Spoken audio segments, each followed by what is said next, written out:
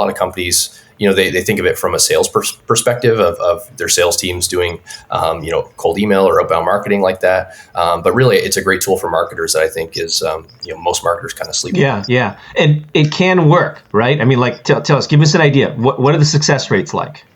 There's companies that I've worked with in the past where you can basically utilize cold email for their entire marketing, their only marketing channels. So relying on no other marketing at all, you can rely on cold email to scale up quite significantly. I mean, you can generate anywhere from a meeting or two a week with ideal customers to I've seen success in the past with anywhere from 20 to 30 meetings a week, just depending on how big your target audience is and how many emails you're actually sending. But yeah, it's wildly successful when you actually are able to really dive in and figure out what messaging is resonating with your targets. And once you figure that out, it's really just a matter of scaling it out. But the results are really, they can really be, as much as you want, which is one good thing with email. It's very scalable. So,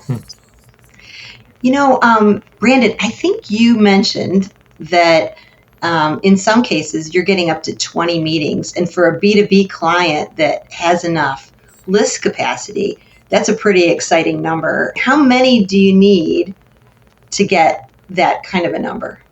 Email allows you to scale quite significantly. So you can go from sending anywhere from 100 emails a day, and you might get a couple responses back if you're doing that. But the way that you can set up email now is there's ways that you can send thousands of emails a day. And if you're doing something like that, typically you'll be able to yield anywhere from 10, 20, 30 meetings a day. Again, depending on how optimized your messaging is and everything like that, it takes time to build up to that. But once you find audiences and messaging that really work well, it's easy to scale that up. And it's one thing I like about it as well is it's very it's transparent to know, like, okay, if I send 1,000 emails and I'm able to generate 5 meetings consistently out of 1,000 emails, and I want to book 20 meetings, then you know that you just have to scale up the number of emails that you're sending. So it's very easy to kind of moderate how many meetings you want based on the volume that you're sending.